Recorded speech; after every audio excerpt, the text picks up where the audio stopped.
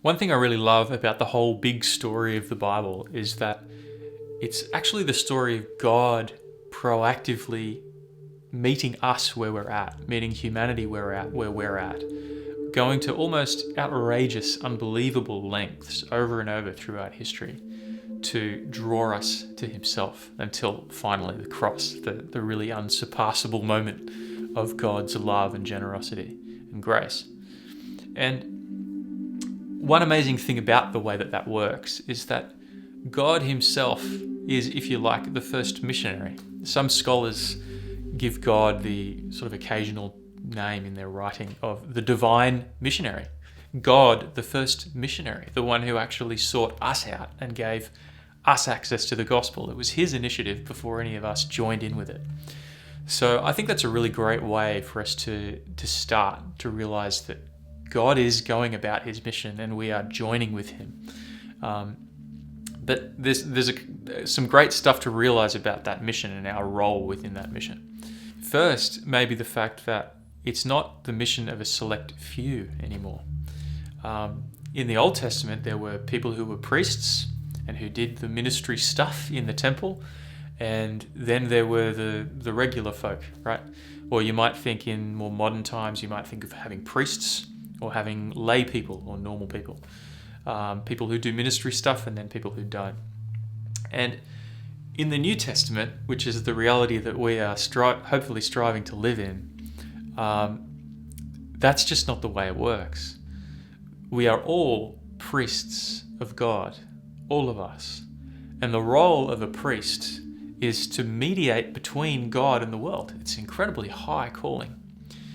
To represent God to the world, and even to represent the world to God as this sort of middle place, this mediating person. And when we are called priests, all of us, it should flatten out the sort of hierarchy of our thinking about missionary work.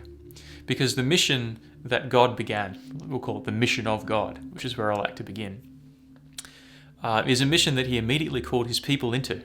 All the way back in the time of Abraham,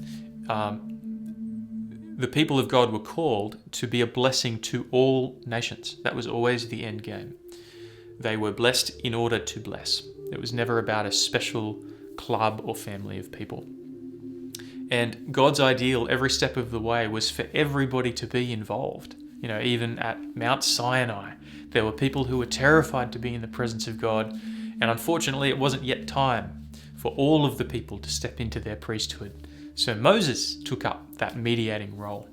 But in the New Testament, after the cross has happened, after Jesus has come, we are all called priests of God. Now, what does this mean for us?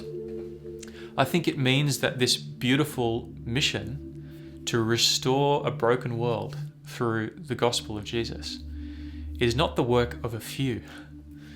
It's not the work of professional missionaries. It's the work of the people of God. It is literally everybody's mission. So I have lots of hopes and dreams for the work of Liberty in the future, but one of my dreams for Liberty is that we won't just be like the professional mission people that you throw money at. I mean, please send money. Money's great. There are lots of people who need the support. But that we'll help people to realize their role in the mission of God, because all of us, wherever we live and whatever we do, whether we're a baker or a candlestick maker or whatever it is that we are day to day, maybe we're a student, a teenager trying to figure out this whole God thing. As you wake up to the truth of Jesus, I invite you and I welcome you on this mission. This is everybody's mission, to let the love of God heal a broken world. So I hope that encourages you.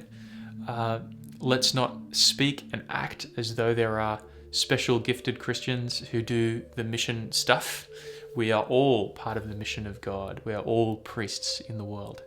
So fellow priest, God bless you as you go out and share God's matchless love in your world.